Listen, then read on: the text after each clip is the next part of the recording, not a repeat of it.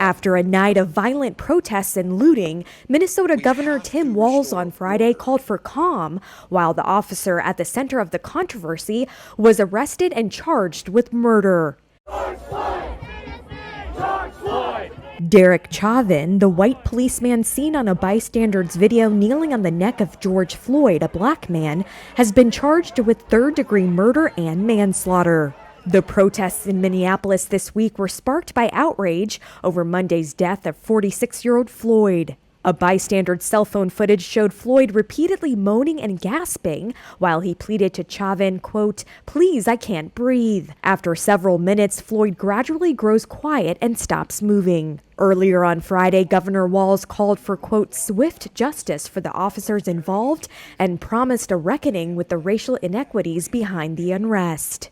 I understand clearly there is no trust in many of our communities, but I'm asking you to help us.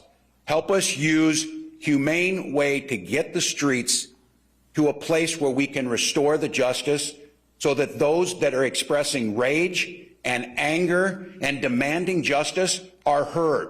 But he said that first the state's National Guard would work to restore order following 3 nights of unrest.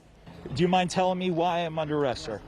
Walz also apologized for the arrest of a CNN TV crew who were let off in handcuffs while reporting live on television early on Friday close to a police precinct that was burned overnight.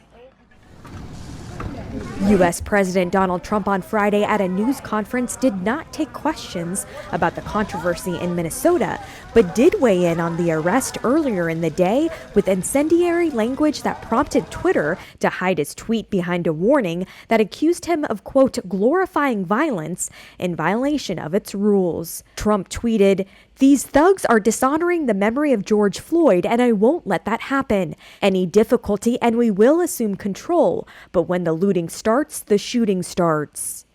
I just had an opportunity to speak with the Floyd family. Democratic presidential candidate Joe Biden on Friday struck a different tone. It's time for us to take a hard look at the uncomfortable truths. It's time for us to face that deep, open wound we have in this nation. We need justice for George Floyd. We need real police reform that hold cops to a higher standard that so many of them actually meet, that holds bad cops accountable.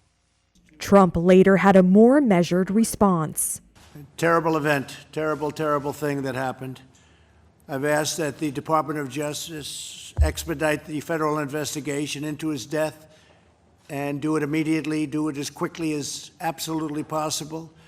We also have to make the statement, and it's very important, that we have peaceful protesters and support the rights for peaceful protesters.